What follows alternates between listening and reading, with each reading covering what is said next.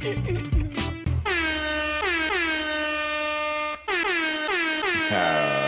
it up. Welcome, everybody, to this episode of Runs0b3r podcast. This is episode number 51, cara. 51, baby. 51.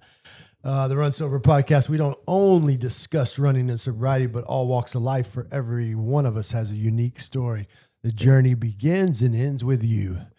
Today, we have a returning guest, Farrell Tess, right? That's correct. Welcome back, Farrell. I always want to call you Farrell, but you know. Hey, you can call me Farrell. Yeah, Beautiful. Yeah. So yeah, he's a returning guest, and he's of course he's always busy, you know. So it's good to pick his brain about different stuff he's in. So Yeah, I want to get an involved overview, in. bird's eye view of the Metroplex. So right? yeah. To the left of me is Eric J. Henderson. Eric J. Henderson. And I am Brandon K. Veltman. So let's start. Let's talk about the California to Vegas Sales project, right? Was it Sales? Yes, that's correct. Okay. So what was that event? Let's talk about that event because many teams got on board. And was this for fundraising? Did each team have their own fundraiser and no fundraising going on, or what was this actually? Yeah, and maybe I'm not the best historian of this, but I can at least give the context of the structure of the race. So it's the speed project, and the goal is to go from Santa Monica Pier to the Las Vegas sign. And it's approximately 340 miles on the route we did. Yeah. There's another common route called the Power Line route. We ran what was called the OG, the original route, which is what the founders initially did, which I believe was some odd years ago. So again, not a historian, but not important context or details. Anyways, the goal is to get from Santa Monica Pier to the Las Vegas sign as fast as you can. And it's broken up in a few different categories. Nice. You can do it solo. You can do it as a relay team, and there's different structures to the relay team. I believe like kind of the standard relay team is about 6 people, and we ran the freestyle relay, which is 8 to 12. And we did, like I said, the 340 mile route. And usually there's a shorter route called the Power Line route, which is about 310, maybe 315 miles, which as the name states, you can follow the power lines. The reason why we went with the 340 mile route is because the Power Line route ends up going through a lot of sand. And for us, we're not as familiar with California and Vegas and that terrain in general. So getting a vehicle stuck or being in a situation where we don't have cell service or need to figure out things on our own in an unknown area, probably not a good idea. So also, this group, y'all have done a relay also before, right? Is that correct? Yeah, that's correct. So and what was that one? So yeah, Sales projects stem from 2 years ago, and I participated in the first year team. Okay. And the idea behind Sales projects, at least for that year one race and Memorial Day weekend, was to go from Dallas to Austin, and it was a group of about 10 of us, I believe. I think 10 to 12. I can remember. I should probably know this number by heart by now. But the idea behind that relay was to raise funds for mental health awareness with the month of May and suicide prevention. So we made a great donation to the American Suicide Prevention Association. And last year was year 2, and we're looking forward to year 3. Nice. But that was kind of like the beginnings and the foundation of Say Less projects. And when we did the speed project, that was more of a kind of a branch out. And the goal behind Say Less project was, hey, we do have this great relay race every year that we do from Austin, but how do we expand this into other challenges and other areas? How do we raise more awareness, help other people, and help other charitable organizations? Another one of our friends, Keegan Martin, just crushed his 100-mile race. Hey, yeah. And He's going to be here with us. Yeah, we were just Shout talking to about Keegan. getting him on the. So he did grasslands. Grasslands. I think he rocked it. I want to say took 3rd overall, I believe. Yeah. And which was from the year before. It was a huge, On a crazy hot improvement. day. You know. I took 16 in that race. Yeah. Hey. There you go. His 100-mile pace. His 100-mile pace was my 50-mile pace. I think I did like 16. 17 mile. 17-minute. 17-minute pace. In the end, which is It was not my best. I've done a 26 hour. Yeah, and beyond the race results themselves too, for Keegan is what he did for Say Less, which was raising a ton of money through Wow. his race. And That's cool. that's something that I would love to see more of, just not only just individuals, but other teams and other avenues to continue growing this idea of challenging ourselves for a greater good. And do you have, on that exact point, any organizations in mind, or just like a structure where something comes up, we can respond to it and bring not just awareness, but some real benefit to an organization? Yeah, that's a great question. I don't have any specific ones of mine, but I would say continue to follow the Say Less Project's page, because they tend to gravitate towards the individual's purpose. So I'd love to name certain organizations for sure, but I think it just depends on who the individuals are and which teams are out there in terms of what their mission is and what they want to accomplish. So it'll be something that's pretty fluid, but it'll be fun and exciting to see. Yeah. So us with Runs0b3r podcast, we're huge on the mental health end of things also. So it's like we would love to jump on board with that. Yeah. You know, even promote it here on the podcast for donations and stuff like that too. So I want to get those.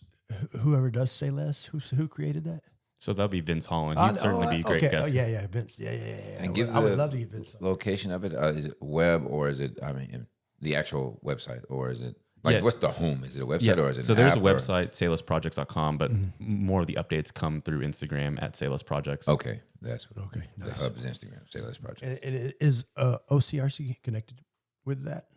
Yeah. So a majority of y'all, that team is. Yeah, many of the runners do come from OCRC. The first 2 years have been primarily OCRC, but this year has been a good mix of people from other areas of Texas. There's like a runner from Austin and other people outside. And the goal isn't necessarily to be OCRC specific. I think with the creation and inception of Say Less Projects, it was easier to kind of form those teams first through OCRC, because it's more of, we need people to commit early and very quickly. But now that we've established a structure, there's a cadence at every May where we're doing this run to Austin. And then we have folks like Keegan who have raised money on their own. And then we have the TSP team that competed from LA to Vegas. Now there's more opportunities to get more people involved who aren't necessarily either OCRC or Dallas based. This is certainly more of a mission based perspective, but I'll let Vince Holland comment more on that one. He's the brainchild of that. Awesome, man. Yeah, I would love to get him on. I need to get in touch with him. So last time you were on, you had more of a dedication towards street running. Yeah, that's correct. It's almost a year, I believe. Exactly. Isn't that crazy? Yeah. But now you've done the 100K ultra. I have. And, but before that, you said you did some in your hometown, right? Or no? Home country? Home country, correct. Yeah. Okay. And Take us back to that moment, if you would. When we spoke, I'm trying to remember when we spoke the first time. Was there any idea of trail or dirt in your future? Well, at that point, he did do his home country. Well, yeah, that's what's kind of weird. You mentioned that in the first. Yeah, time. but it wasn't like a regular. But yeah, it wasn't, because the World Championships are every other year, and maybe I'd sprinkle in one trail race in the off years in between. I would say now is more of that transition to making it more of a priority, because what ends up happening is you would think that, every other year seems like a lot of time. Yeah. But once that race passes, like last race was September 2025, so last fall, and now we're coming up on April. And besides that 100K race at Rocky Raccoon that I've done, I haven't done another one yet, but when this year ends and I'm focusing on the roads for the fall races, it'll be 2027 soon enough. And then the World Championships are here again. Time goes like that. So, hey, tell us about the Rocky Raccoon. What did you think about that? That's my go-to race of my 100 miles. Yeah. So you'll miss that one. I can see why it's a go-to for you. 3 years now in a row, and I'm gonna continue and try to get that 500-mile buckle and then 1,000-mile buckle. Oh, I didn't know they did that. That's really cool. Yeah. So is it just for the 100-mile races? Yeah. Okay. Yeah. Cool. So you have to do it 5 times, and then you have to do it 10 times to get that 1,000-mile. And Grasslands is coming up too. You may as well jump in. Oh, they're starting that. Yeah, Grasslands too, where they're going to make the 500-mile buckle too. So, I just did that Grasslands too. So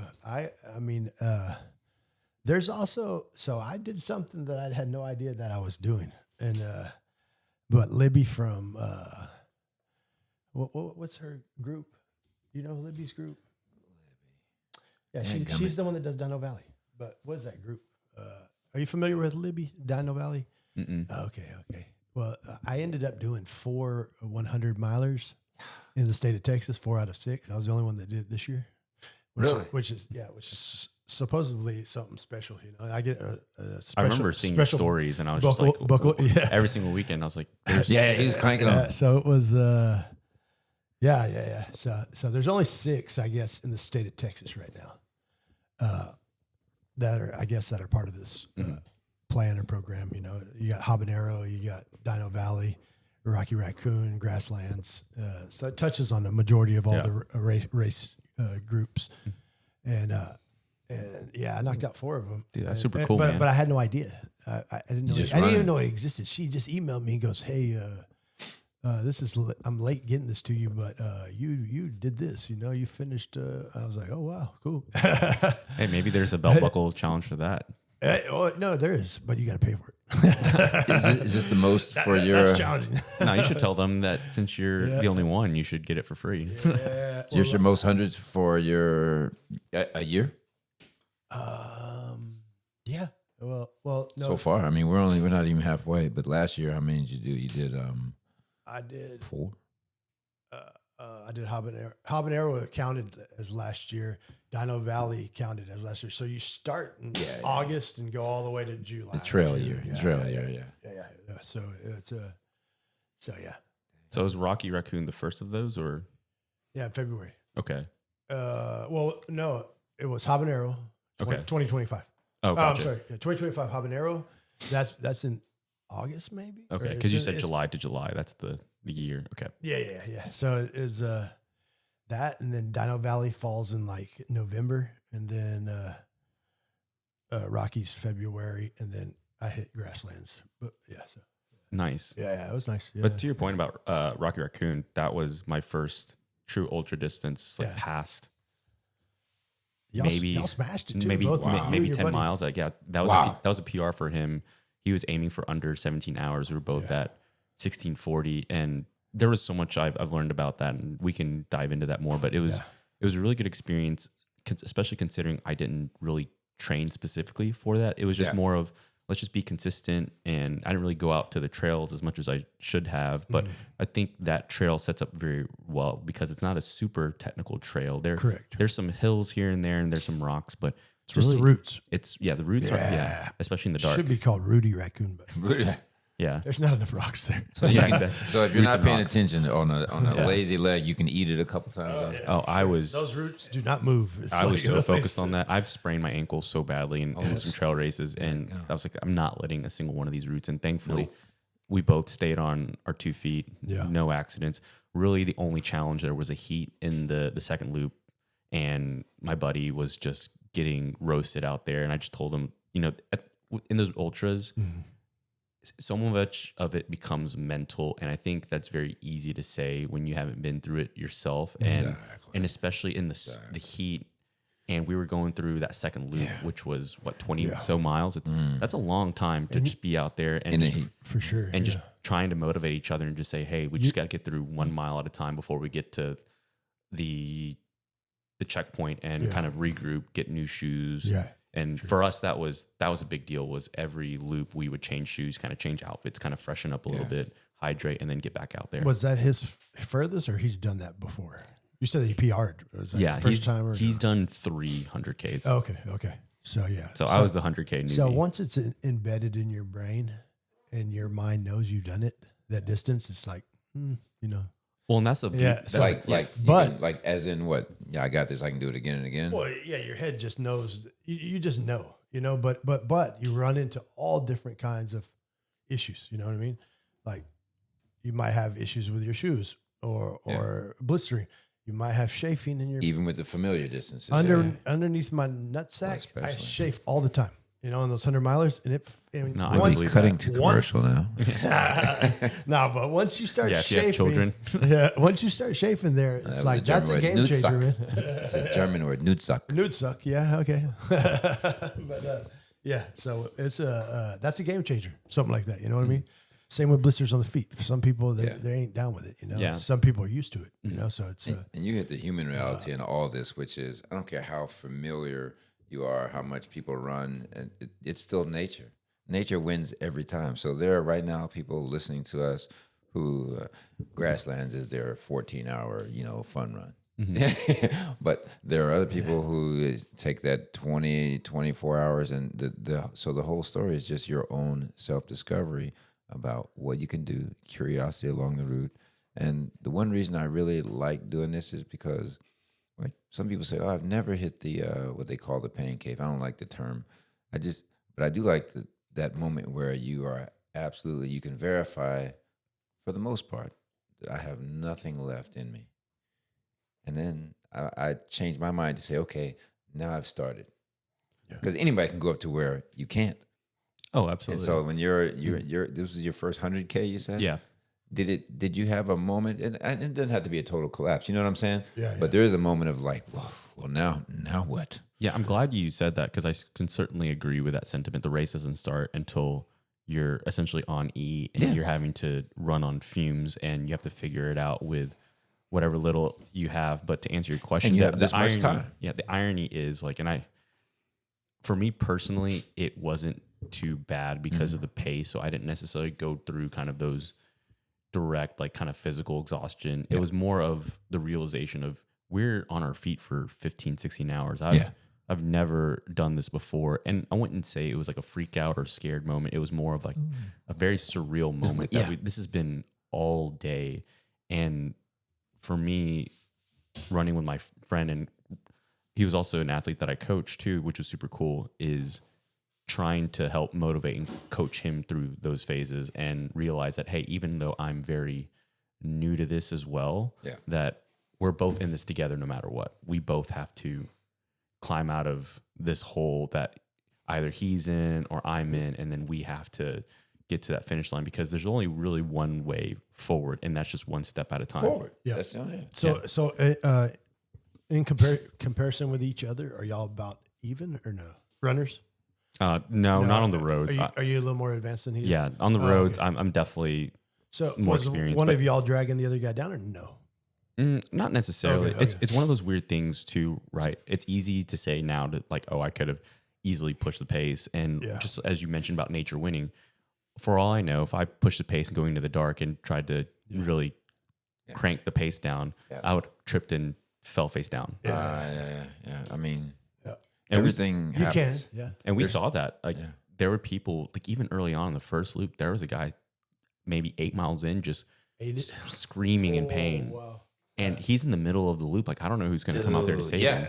That's another reason you want to finish because Like you're he out. was on the ground. He didn't look like he can get up on his own. And thankfully, there was another runner trying to flag someone and on the phone trying to get help. It's just your heart breaks and you see that. But it's also a cold reminder that just because things are going well doesn't mean it's a guarantee. So I wouldn't say using the words like holding back. I certainly held the pace back, but it was more out of respect, man. Out of respect, and also too, like what would be the gain for me to just leave him behind like that and finish? Like it's my first race, no matter what the time is. It could be 20 hours for this 100K. It's a PR for me. Right. But for him, I knew we were cutting it pretty close and we were working towards this. And that second loop was tough. And we found a strategy through the third loop. We got a pacer and we were just working mile by mile and we got through it and broke that goal of 17 hours. And it was a magical moment. And we wouldn't have had that if it was the mindset of, oh, well, you're holding me back and I got to go. Yeah.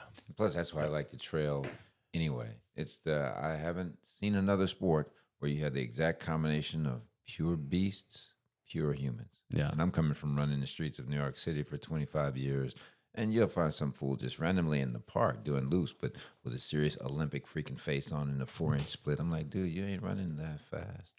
But the vibe is so it gets into itself, almost like not to go to that walkers tolerated. I'm saying such an American sentiment that was so horrible. But check it out. Who are the walkers? American runners. That guy's second half of his marathon yesterday is the American half marathon record. Yeah. Beat it. We're the walkers. But we had the arrogance of gear and all that mess. But anyway, let me get off that. The reason I brought that up was because it wasn't for you to be more dominant than him. It's always good to have a buddy out there on trail runs, someone to shoot the shit with. Time goes by a lot. The miles faster. go, man. Yeah, and that's why you pick up that pacer. But if you have a buddy on that start line, you have a pacer the whole race. You know what I mean? Instead of having to pick them up at mile 50. It does help. And you never know who you meet out there. We made a couple friends out there. It was super cool. We were all in it together and trying to pick each other up. And it felt like when you're running with somebody for that long, even if it's 20 miles out of 60, like their life story. Yeah. There's nothing else. There's nothing else to do out there. Yeah, for sure. So coming off the street, I know you did a few that world challenge, or where was that, in Cambodia? Where was that? No. Well, I've represented Team Cambodia in the World Championships for mountain and trail running. Okay. So the last one was in Spain. So that was, we hadn't talked about that one. So that was in the Pyrenees Mountains in Spain last September. And then before that, in June 2023, it was in Innsbruck, Austria, in the Austrian Alps. And then it was the year before in Chiang Mai, Thailand in 2022. Man. So got to see quite a bit of the world. Yeah, that's fun. Os doy un buen saludo a la gente de los Pirineos. Yeah, exactly. Yeah. Hey, so coming off the streets, basically, you have to change up that nutrition plan. You know what I mean? And so what did you do different fueling wise? Because when you're running marathons, you don't need, any of that stuff to finish that race. And that's certainly true. And I think and so what did you do different? I think there's a lot of variables, right? But for me in the 100K, since that's more of what you're referring to is kind of that ultra trail type of race, is I really didn't take any gels. I think I took a few at the beginning, but the gels don't sit as well for me in those ultras. If I'm running like a zone 5 marathon, for sure, that'll work because it's compact, but I need something a little bit more. I need food. Yeah, real food. Yeah. And I tried to balance, like, I wouldn't say junk food necessarily, but like a balance between like snacks and candy, like chips and nerd clusters or candy bars. You need calories. You can't mix up a whole bunch of that. Because at Rocky Raccoon, they had like quesadillas, potatoes, bacon, and that stuff is still good. Don't get me wrong, but it's one of those situations you can't let your eyes eat for your stomach, right? You gotta be very careful. You go buffet on it, you're in trouble. And plus, I love the potatoes. If you're not used to it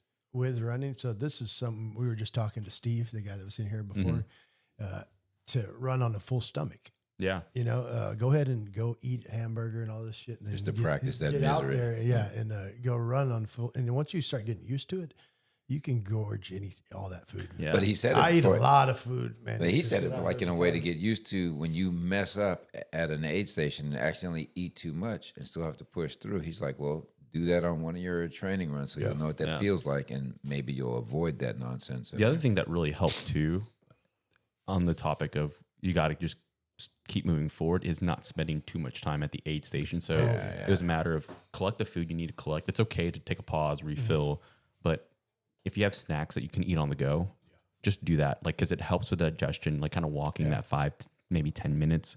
And then once you're done eating, it's like, okay, let's get back into this jog. Very smart. Yeah. I saw a stat. Don't sit down on those aid stations in the chair. Oh, that is a bad. Only time I did in all the running was at grasslands with that 95 degrees. And I didn't know I was sitting down. I just said, well, let me, but that's the only time I ever said that. But the aid stations, I saw this stat.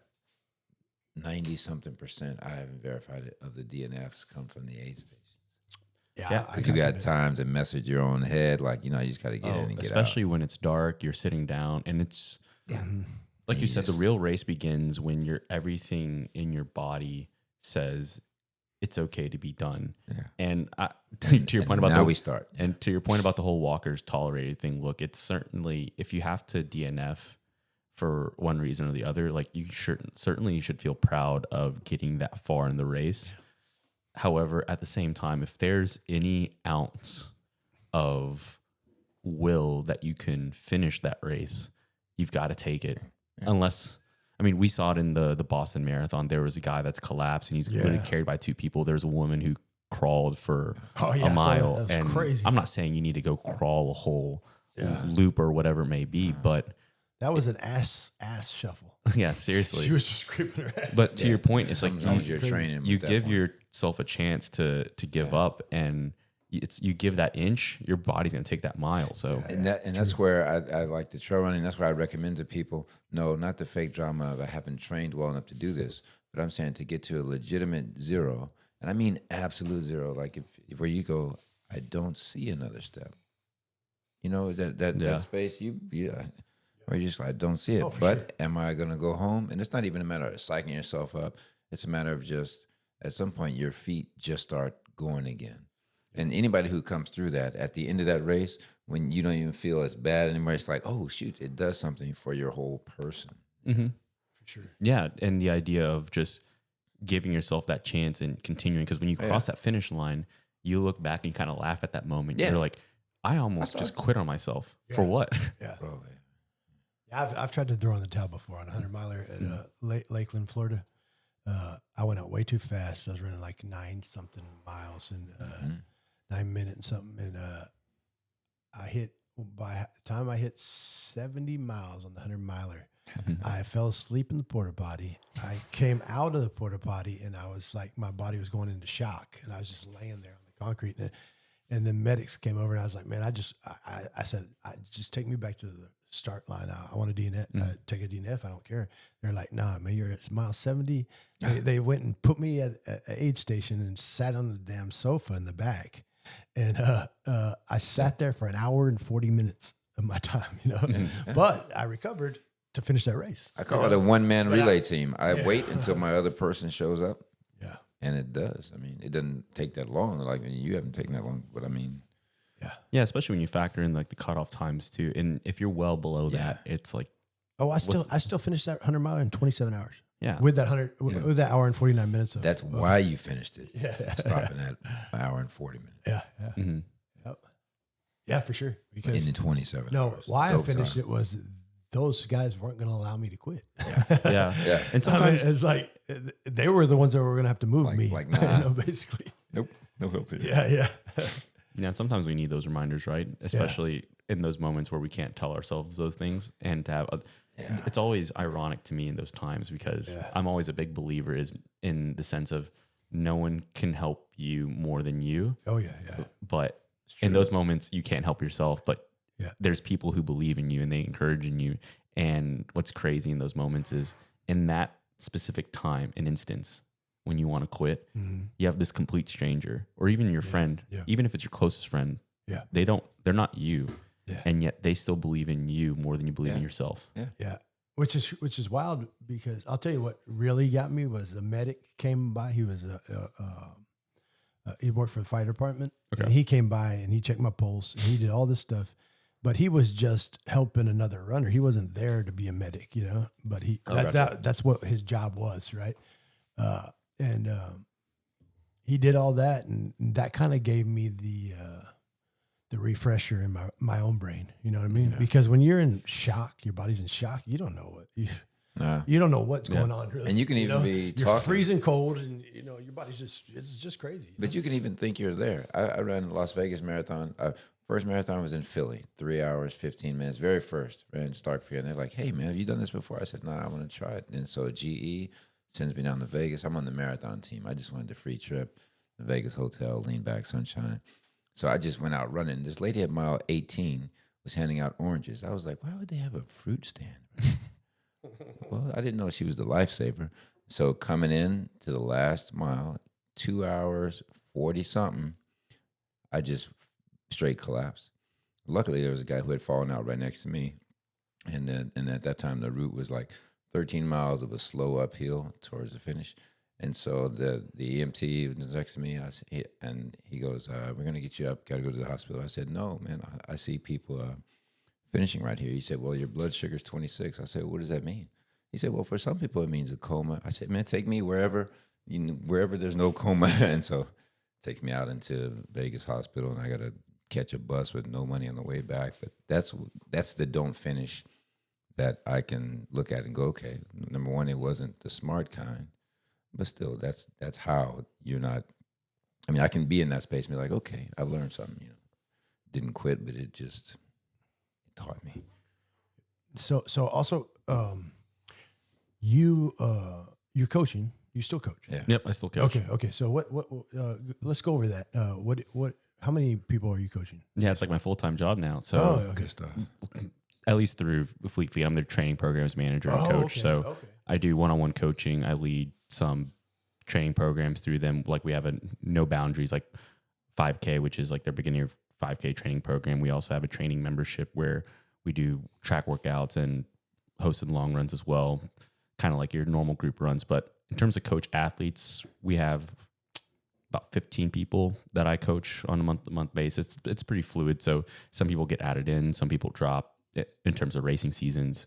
And in our training membership, we're up to about like 25 people. We got about 10 folks in our No Boundaries program. So about 50 people. So you said I'm sorry, No Boundaries is 5K.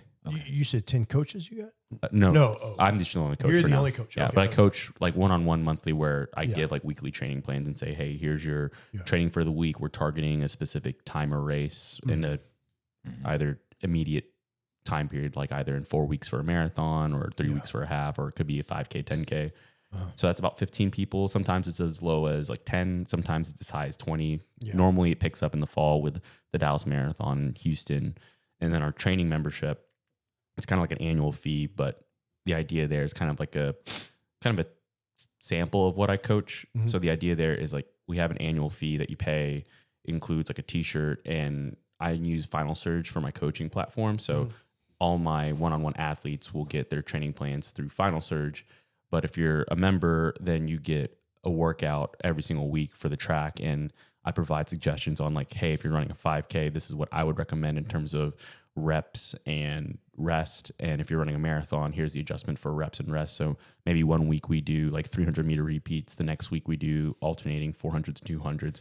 And the idea there is like, hey, I'm there. You can pick my brain on anything. If you have questions about how fast you should be training these, I'll let you know and cater it to your goal. If you have questions on run form or your goals or anything about running, I'm there to chat. So it kind of gives kind of like a semi-coaching flair to the one-on-one, where you don't have to fully commit to paying a monthly fee to kind of get that feedback from me. Okay. Whereas if you sign up for the membership, and you can do the track workout either in person, which we have them at 6 a.m. at Germany Park and 6 p.m. at JJ Pierce in Richardson, I'll be there. But since you get it on Final Surge, you can be running the track workout here out in the trails in McKinney or your own local track as well.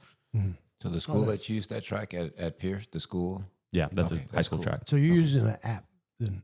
That's correct. They'll keep a track of everything they do in the app. Yeah, and I can always jump in and see how everyone's splits are, and I can comment. nice. So it's kind of nice. And we also have like a WhatsApp group too. So like today we were cheering on everybody who ran the Oklahoma City marathon or half marathon. I also had one athlete do the Brooklyn Experience half.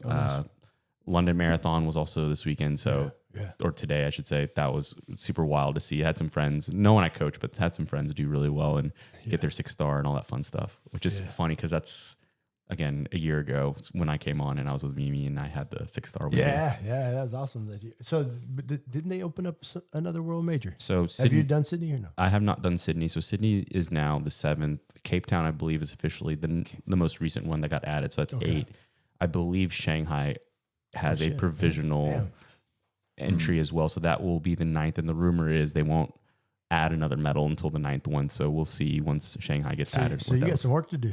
I do have some work to do, but I will take it easy and So not push for those just yet. I did see on your social media that you said that you went out to Boston Yeah. and you're like, I haven't ran this in like 3 years. Was that correct? Or Yeah, not? pretty close. 4 yeah. years. 4 years. And Yeah. you're like, it's about time for me to run it again. Yeah. And So yeah. I did see you say that. So So I would say that's the that's next big goal, because yeah. back then the fastest standard was 3 hours and now it's dropped to 2:55. But Yeah. now that I've gotten older, That's fucking crazy. Yeah, now that I've gotten older, I still have to target 3 hours, which is fine. But yeah, I'm excited to get back into it. That race inspired me. I was never a person that wanted to run the Boston Marathon every year for a few reasons, and we don't have to necessarily dive into every single one. But one of the reasons being is that I know how hard it is to just even qualify, let alone get the cutoff time needed to go. And I know it's only one spot, but you never know who that spot goes to. And I would love for that spot to be for someone who never's done it and gets experience Boston, or so I'd hope. Maybe it could go on to somebody who's older and wants to repeat it. That's fine. But for me, it's like, I don't need to do it every year. Yeah. Taking a break every few years makes it special again for me. And again, it's a personal experience. I know plenty of people who've done it 10 years in a row, 15 years in a row, and that's their race. And they should be super proud of that as well. Yeah. And I think that's also part of the fun of Boston when I went up there to watch it, was seeing so many DFW people up there and so many familiar faces. And it's just a blast. Just the energy. It's so incredible. Yeah. Like, I've never even been. So, but I mean, of course, that's a goal for all the street runners in the beginning, probably. I mean, Boston's the one that stands out. They don't know about all the other world majors at first, and then they learn, when they first get into running. So I ran Fort Worth to get my old man qualifying time. I qualified for it. It was my mom. Well, I'm about to go up to 50 years old, so my qualifying I think you just time needed 3:30. I think. Yeah, I'd probably say 3:30. I hit a 3:23 in San Antonio, and I needed a 3:20 at that time, so I was 3 minutes off. Yeah. That's what I also tell people too. It's the Boston Marathon's not going anywhere. Yeah.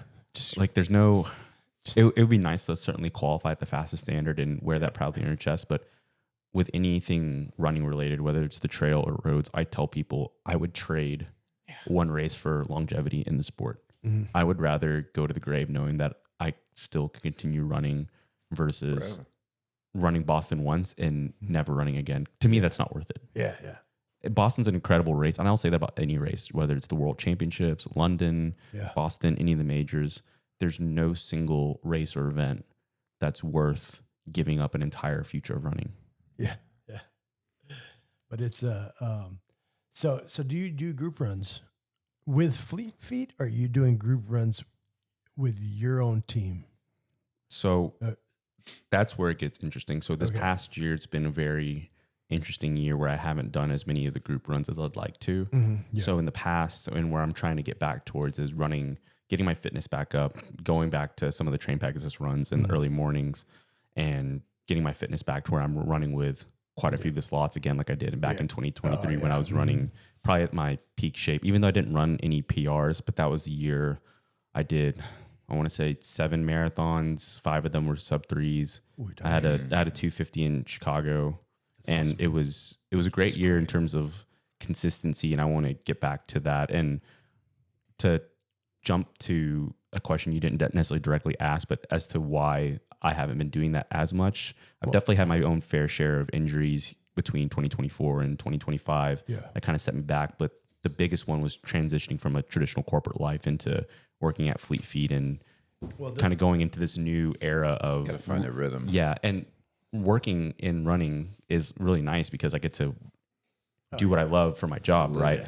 But I don't have the same accountability or motivation to get up at like 4 a.m. to go run at 5 because I don't have to be clocked in at 9 every single day, or even like 8:30. So I can sleep in and just. Dude, you've said a lot there. So my one best marathon was 253, but at the time I was working and living in New York, working in Connecticut for GE Capital. Getting up at 5 a.m. to hit that train by 6 to go from Queens to Stamford, Connecticut, to be there by 7:38.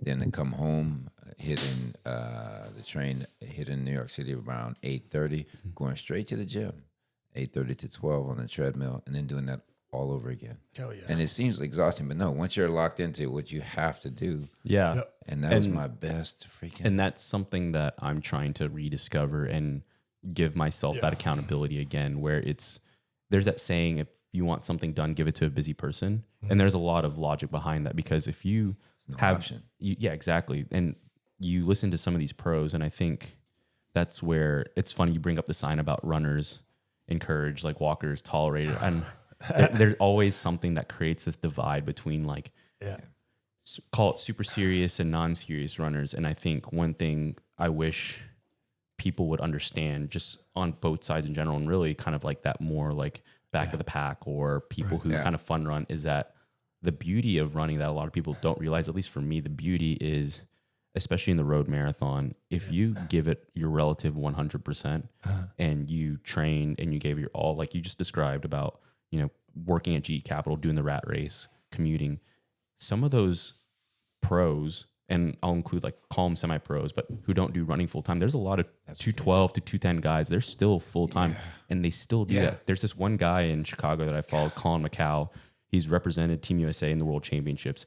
He's a senior financial analyst in Chicago, and he's a 210 guy, 210 to 11 guy, and it's like I look at myself. It's like, yeah, he might have the talent to run at University of Illinois. He's roughly my age, but at the same time, he's putting in the work. You can't deny the 100-mile weeks on top of working. Yeah.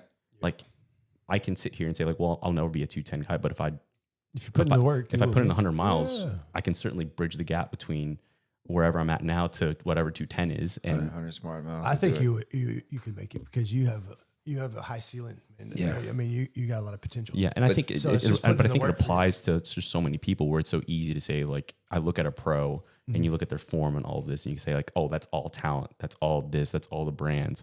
And while that might be true, and there's no denial of that, I think it's very easy to overlook the circumstance and say like, oh, well, they do that full time. It's like, well, yeah, some of them do, but not a lot of them. Some like, especially like some it of these doesn't pay, right? That's why they can't do it full time. Exactly. Yeah, if you paid what a guy should be paid for running 159 or 2 hours, that's beyond Woods money, Jordan money. And so I published an article on this way back in about 20 years ago, when people were like, "What's the Kenyan secret?"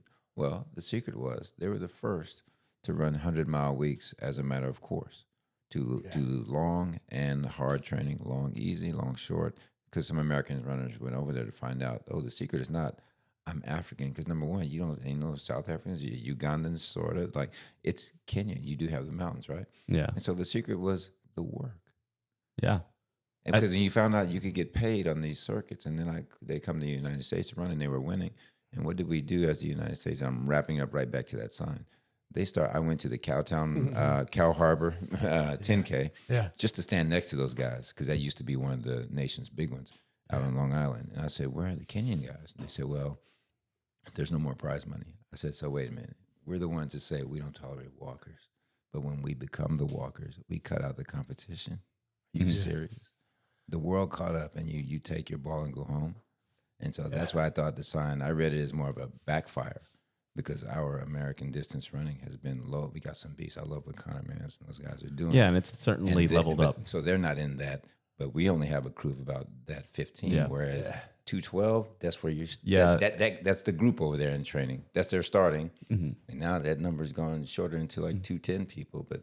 And we've certainly grown in terms of the talent recently, which has been nice to see over the past 5 years. But to your point about that kind of, let's just pick a number like 212. I remember seeing a graph of what's surprising about that 212 number is like not only just the Eastern Horn, like Kenya, Eritrea, and Uganda have like this huge huge contingency of 212 runners, but Japan is just chock full of them, and they have a very similar kind of mentality on work where they just embrace the work, they embrace the suffering in a different way where just culturally we're just not able to see, and that's why they have such a huge deep field. Now they might not have the top end where they're winning world majors left and right or getting a podium on the Olympics, but when you're talking about that kind of sub 212 or like sub 104, that's they can touch 100 people. We can touch this many, and so that's the point is just that we don't have space for that arrogance in the running, because we haven't touched that kind of work in a long time. Mm-hmm. So the question I was basically referring to when you're coaching and having those set meetings. If I paid for a coach, I would want that coach to be present all the time, because with AI and everything, it's easy to get on an app and just blow your clients off, basically just give them their little format and them go take care of it. But on a you're seeing it. He's intervening in their training. Yeah. And I like that. Yeah. I guess so, I mean, you started talking about your own journey, basically that you need to get back on it. But I was just referring to that. Like if I never had a coach ever in my life. I probably should, because they probably would have taught me how to do things properly. Right. But I never did. But if I did have one, like I'm saying, I would want that guy to be present all the time. You know what I mean? And so this also has a thing where if you coach too many people, then you're not getting around to all of them. You know what I mean? Kind of. Yeah.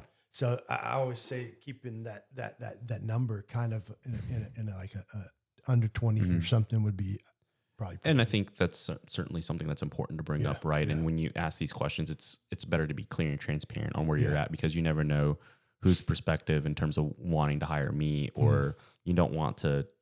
And I'm sure you're not the only person that's like asking those very transparent questions and understanding like, hey, what's the capacity that this coach has to give the attention?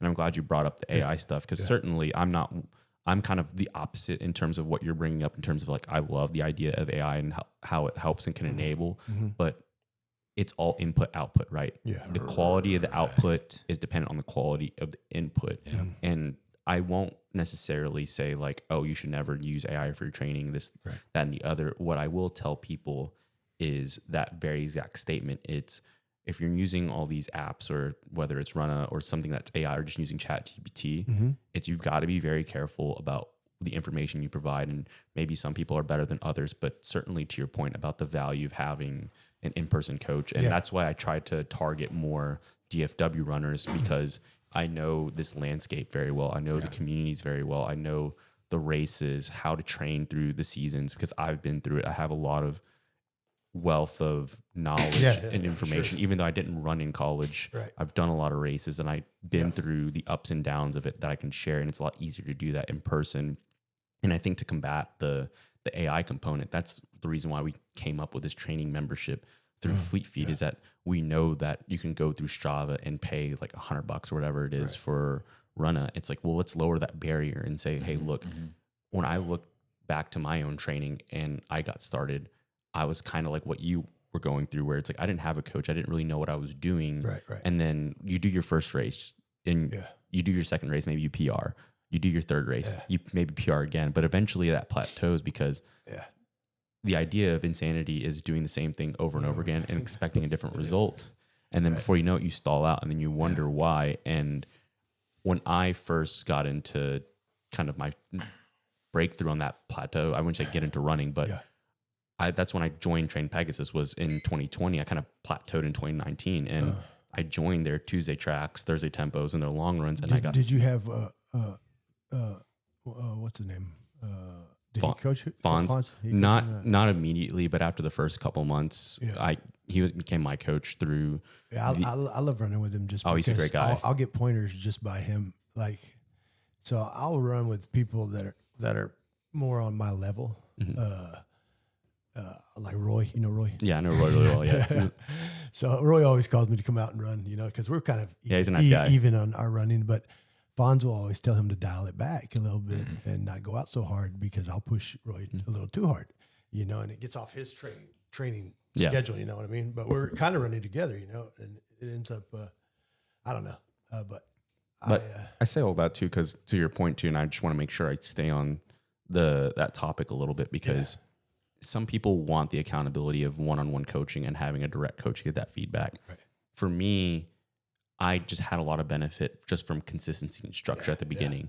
And then eventually through that training cycle of on my own and joining Pegasus, I said, hey, Fonz, let's take this up to the next level and like see the potential, and let's have you coach me through that next marathon, which was the Tupelo Marathon in September 2020. And that was the first time I kind of broke that sub-3 barrier.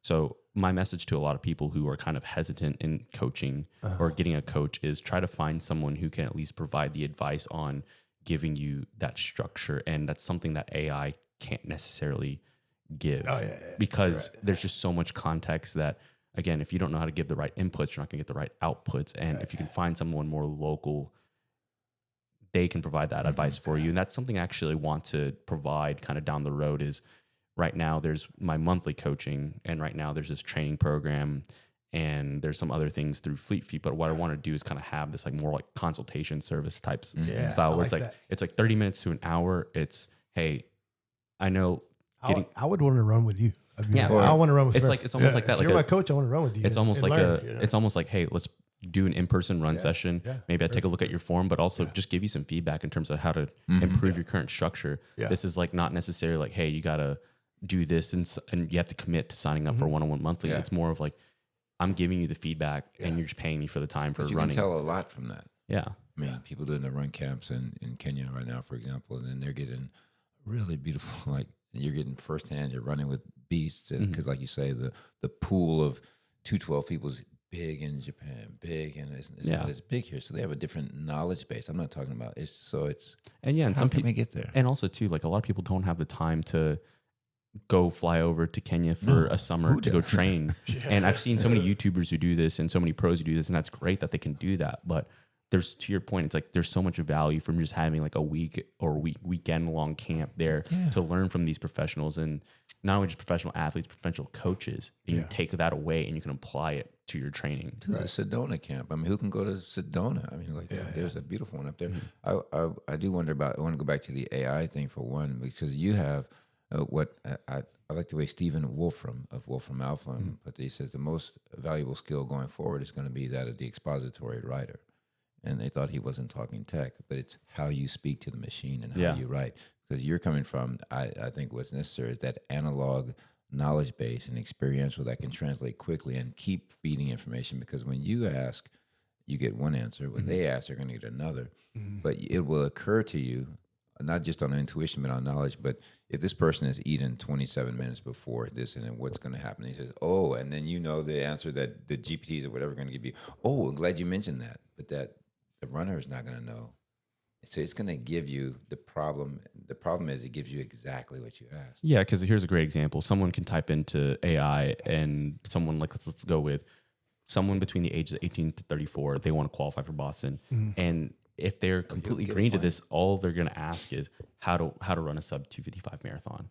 And as we know, just with any type of running, whether it's trails or something that specific, there is many ways to cut this up and train for this. You can either do a high mileage, you can do short mileage, you can do a lot of cross training, you can do super high intensity, or you can mix and match, and it just looks totally different. And just because it works for one person doesn't mean it's going to work for the next person. And this is where, to your point about the input and output, how do you speak to it? It's instead of saying, how do I train for a 255 marathon or how do I run under 24 hours and a 100 miler? You need to put in more information and context in terms of, hey, I work 40 hours a week and I commute 10 hours, or my work schedule is super fluid, or I have trouble getting my long runs done, or I have trouble pushing the pace on the track, or I don't like doing hills, or I run this amount of mileage. And the more and more you give it, which ironically enough, I know I'm giving part of the secrets away, but that's the point, is it's not necessarily about how I can help you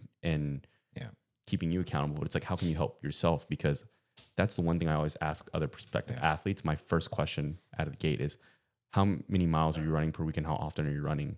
And if there is any hesitation in that answer, then it's not necessarily an immediate no. I just tell them, let's focus on consistency first. Exactly. Like, try to run every day, 3 to 5 times. Just give me a set number and then come back to me and build 10%, and then maybe cut back every 4th week and join some groups.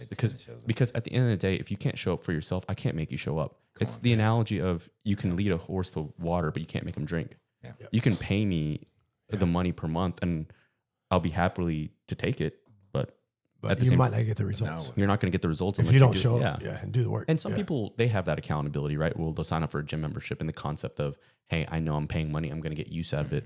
But as we know, that doesn't always work either. I can speak that personally, because I've signed up for memberships. I just don't use them. And then what you do, tech and non, and also the integration. I put those 3. Look what you just mentioned. You had about 10 variables you mentioned. So whatever I put into the tech, like say input output, it's going to give me an answer based on those 10. But I could add almost infinite number, and it's going to give me an answer on that. And so the knowledgeable person, the coach, knows which variables I'm going to put into your training plan. And so if consistency is a thing, then you can literally, now that's what I like about the AI stuff. I'm using Perplexity and whatnot, and I go, well, given these different tolerances for X, tell me this. And I give, as I train people usually in Spanish on the use of it, I said, I want to show you how to build your own teacher, but you need to become an expert in exactly what you know right now. And so if you've never gotten back from any of your LLMs, that's wrong. If you've never been able to argue with it, then you're not using it correctly. Yeah, and I think I'll add one more layer to that is, if the LLM response isn't asking better clarifying questions and trying to flag some of these I wouldn't say errors necessarily, but flag some of areas of concern, things that aren't necessarily validated, then it's going back to your argument. Because the hidden assumptions are all throughout the answer. Mm-hmm. And going back to your arguments, it's like if you're not getting back information that makes you rethink or review and you're just copying and paste it, then that's where it becomes dangerous, because now you're essentially fully relying on this tool that was based on the information you gave, and we're humans at the end of the day, so we're going to make mistakes. And the tool's not wrong. You gave it these discrete variables, the discrete set of variables, and it gave you this string of characters that you're going to take as reason. So here's an example right here. If you're my coach, I'm at 225. I usually sit at a 205 weight. So, I mean, it might not be beneficial for me to do certain things because I'm running fat right now. Mm-hmm. And I feel it in my shins and other things. You'll start getting shin splints whenever you're running fat. You'll start feeling it.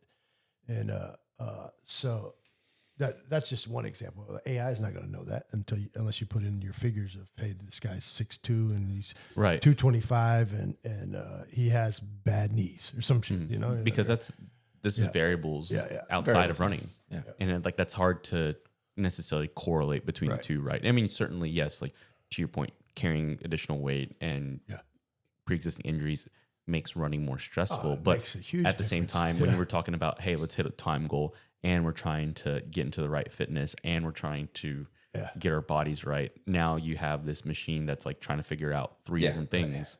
And when you do one, it affects the other. And I'm on TRT now, which I wasn't before, that makes me gain weight. You know, there's so many variables, that and I think that's why it's so beneficial to your point about like the in-person. That's why we offer this training membership where it's like, hey, again, coaching is expensive. I certainly been there where there's certain things cost so much now in general. So if you can muster up the ability to show up and pay for the annual membership, which is $60, so like $5 a month. This is just enough to essentially cover the supplies of bringing water, ice, and electrolytes. And it's more of, we're trying to give you an opportunity to come out, show up for yourself, and hopefully I can help and answer questions without having to be committed month to month and have this kind of, I need to pay, X amount of dollars per month to have Farrell provide feedback. Whereas like if I'm there in person, you can just ask me. And also I like the accountability that tech gives, because I'm 100% for all of that. I would love to have an open claw running assistant right now, which would be incredible stuff. I'm setting up my open claw lifestyle now. But the thing is the accountability. It allows me you can coach more people, because if I have a real-time bead on 25 people and I can see it in your accountability, if you do it, I see the time, I see where you were, I spoke with you, I know who you are, then you can actually provide value to 25 people. And that's where it's helped me a lot is I've standardized like the intake, where it's like now I have a list of questions and things and observations to know like, hey, like if I gather all this information and I'm able to compile it and then ask the questions and say like, hey, what are the follow-ups I need to see in terms of either asking additional questions or helping me build the plan to make it a little bit smarter. Because I do have a lot of pre-existing plans that I've built in Excel already from an existing workbook that I used to use before Final Surge. And now it's, hey, I have this library information. How do I merge it to where I'm not trying to overwhelm myself and let AI kind of analyze what plans I have, which one of those plans works best for this particular athlete based on this intake form that has all the variables that we had talked about. So again, like I'm not going to sit here and say like I'm anti-AI or I don't use AI, but also at the same time, I'm a very big proponent of, I may use it and somebody else could use it, but I can almost fully guarantee that my output's going to look a lot different than yours because again, I have the experience, I know what I'm looking for, and I have the background from either the past corporate life and either my own running experience, or it's a combination of both. And right here, pen and paper, what stops a lot of people who I speak with about, okay, AI, great plans, okay, I'm cool, I'm teaching it. I said, okay, cool. What happens when the electricity goes off? Dog, they get quiet. Like there should not be a gap in your activity, in your plan. When I'm in a classroom or something, and then there'll be the big, the electronic board, the Prometheus screen, the whiteboard. Wow, it doesn't work. What? So we go home? What are you talking about? If you have a whiteboard, and I mean, there has to be a fluid back and forth between what we would call extreme analog right now and the technology. And I get that There's all the not a time. separation. I get that all the time too in the track workouts, because with Final Surge, depending on your watch, like it works well with Garmin and Coros. Apple Watch is still kind of finicky, and it doesn't have an integration with Polar. But even with Garmin, because the track workouts, they're very fluid, and I create one workout and I put instructions on how to adjust it. And some people have issues with adjusting the workout or syncing it, and they'll show up and they're like, what do I do? And I just tell them, just push start. You run. Just go. Yeah. They're like, well, how fast? And it's like, tell me the pace and I'll tell you the split time. Yeah. And it's like, well, how am I supposed to know that it's going to be a minute 30 around 400? I can look at your feet and tell you. And it's like, one, there's a lap button, but also two, like, who cares? Just go. Yeah. Like we got 10 of these, and if you feel like you can't do the next one, then that means you came out too fast. Like, this is not rocket science. This is, again, I never ran in high school, really. I ran my freshman year, Just go. but I feel like back then it's like, before all the technology and all the Garmins, it's like you just ran on feel and effort. It's like, where did that go? And plus, for my extra nerd people who will continue asking those questions, I said, okay, let me take it at face value. What do you think the marginal benefit would be for us to spend all this time, and considering the marginal cost of that time, will that put you in the Olympics next week? Just go. Yeah. Because you can solve those problems, the heart rate, whatever, but marginally, your performance is not going to jump not going to jump 1%. But the workout that you add, that you stack up, you've done a lot by just going, And there's other people around you too, so it's all relative. Their watches work or my watch works. I'll pace you out, and now you know. And it's like you just have to nail those every time. It's not. And again, I say this as if it's a recurring problem. It's really not. It's like maybe once a month here and there, so it's not a big deal. But it is funny to kind of look and see the people who overanalyze, whether it's that or the heart rate stuff. When someone's like, I couldn't really get my heart rate down. It's like, it's 90 degrees outside. No one's heart rate is down.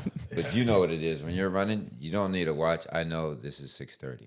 This is 8. Yeah. This is 10. Someone put it I'm best. walking I 15. can't remember. I'm sure. You are your best doctor. I think The brain is the intelligence, not the artificial.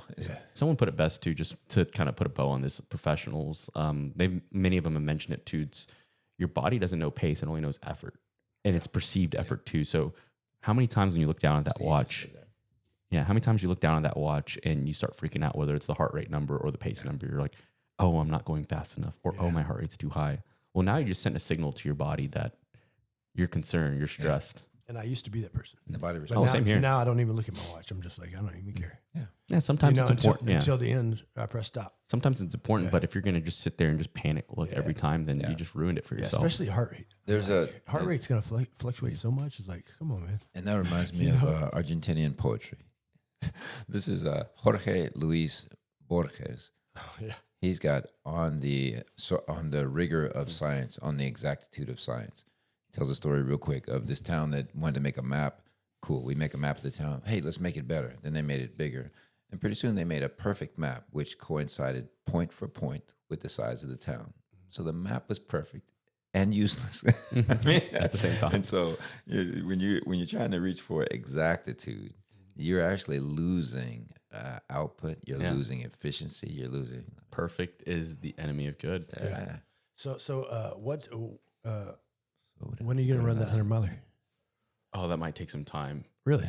Only because It's not in the works. it's certainly a goal, but one of the things is for me is one, I want to improve on the 100K time that I did.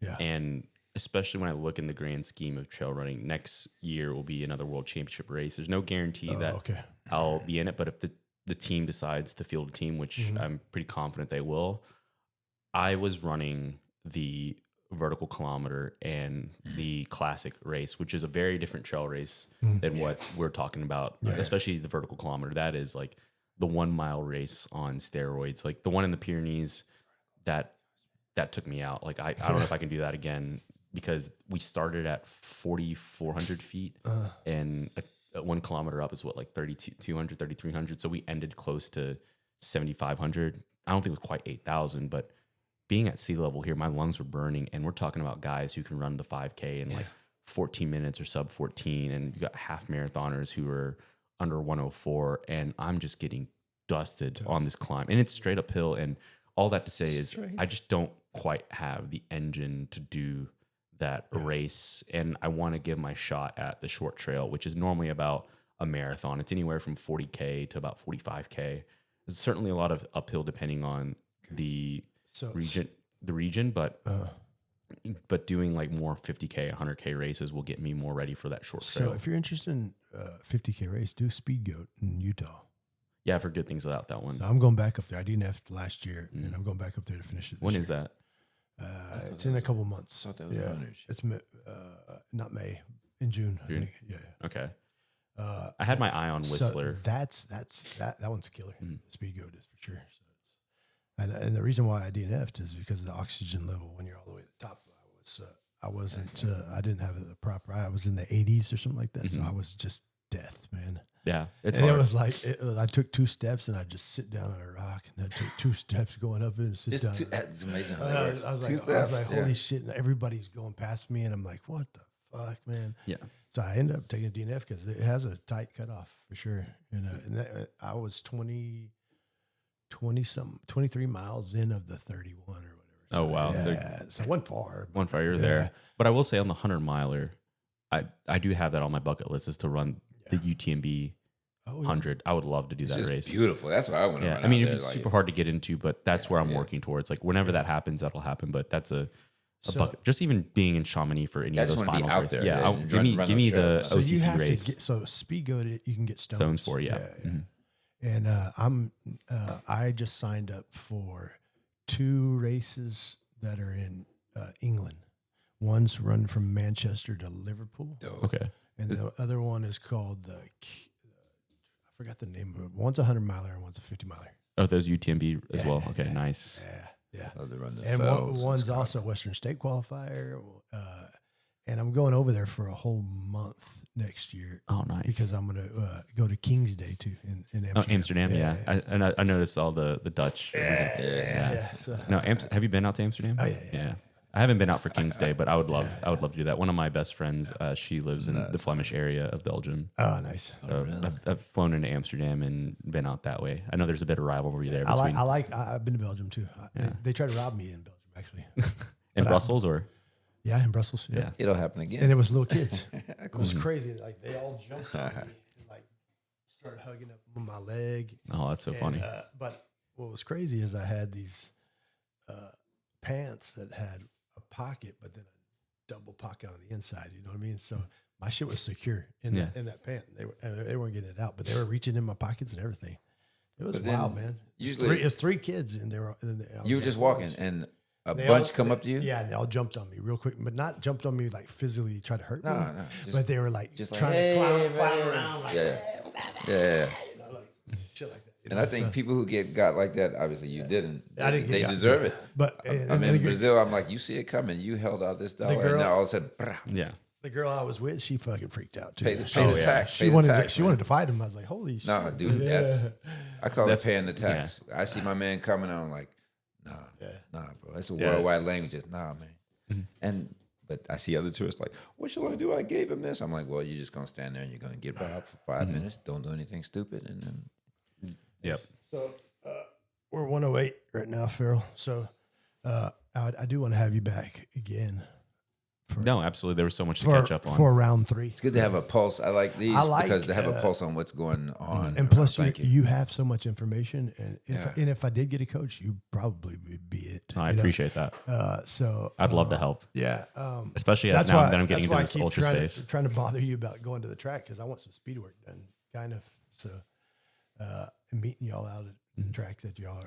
Yeah, I'm sure we'll figure out something in McKinney because I know there's been some interest for some people here. One right here at school. But what it is I don't know. I'm sure I can look it up what to do, but I don't know like what would benefit me at a track. You know, wouldn't whether am I going to do the 400? What do you do? Yeah, I can give you. You did mention some types of speed work. And he's a 100-miler dude. We can talk more about it offline because I can send you kind of some suggestions and something that's a little bit more catered and doesn't have to necessarily be full blown. Like here's the full weekly plan, but we'll talk more. Yeah. that sounds good, man. So you told me your favorite movie, but let me. You watch movies? You know, it's hilarious. Or were you the one that told me you don't like movies? So that's good memory there. So I'm not a big like movie person, and I do remember what's your favorite book? Do you read books? Well, I was gonna say I can answer the movie question too, because I think last time I kind of flaked on it. I didn't think about it until I started browsing, and Mimi kind of jumped in and answered. But I do have a favorite movie, and I couldn't believe I didn't have the answer for it. It's Margin Call. Have you heard of it? Oh no, It's a little bit older of finance. I say older. It's like 2011, 2012. So it predates the The Big Short. A little bit, but that cast is crazy. So you've got Kevin Spacey in there. You've got that's a shit. Demi Moore, like his kind of movie. Penn Badgley. Who else? Jeremy Irons. I mean, tons of names in this. And that's a shame that Hollywood, that Kevin Spacey, well, he burnt himself, but that's a shame that Hollywood just kind of cut him out of everything because he was one of the best fucking actors there was. Yeah, and House of Cards just really fell through after that. And I like Joe Mantegna in House of Games as well. I mean, on Seven, he was a bad guy in Seven. Usual Suspects is fucking classic. Those movies, I don't watch movies. I'm trying to think who. I think Zachary Quinto is the other actor in Margin Call, but basically, the film goes back to 2007, right before the financial crisis, and it's kind of this nonfiction storyline of this was the first bank to figure out that they're about to be a massive market crash due to the housing crisis and the whole mortgage-backed securities. And the nice part about this movie compared to The Big Short is it's not big on like the technicals about like, here's what a mortgage-backed security is, like here's all the different finance terms. This is more of kind of the drama of they're the first bank to find out, and how do we become the first mover and not lose money over this? And it's like a 24-hour kind of scene, and everyone's like celebrating like surviving layoffs or getting paid a big bonus. And then did they use real companies in this? No. But it's cool because for me at least it's relatable because I've worked in investment banking and public accounting. And I know that environment, it's very intense, it's very late hours, but the nice part is like a lot of it does get dramatized a bit, but you can feel the intensity of the drama. Like everything's all happy-go-lucky, and then all of a sudden the dominoes fall, and then all the hot shots come in, and then the tough decisions. And it's super cool because of the cast and kind of that drama aspect of it, but it's by far my favorite movie. Killer. I'm going to have to check that out for sure. So, definitely, we're gonna have to call you back up, and you're gonna have to come back in here and explain some more shit for us. Because I like to pick your brain. There's a certain few people I like to pick their brain. So yeah, and you're one of them. So. Yeah, I'm always happy to talk shop. I appreciate that you hopped on it right when I said, "Hey, you want to come back on the podcast?" Hell yeah! So, yeah, absolutely. You guys are fun, and it's always great to talk about running in any capacity, and especially around this time when there's so many events left and right. It's big up. Yeah, for sure.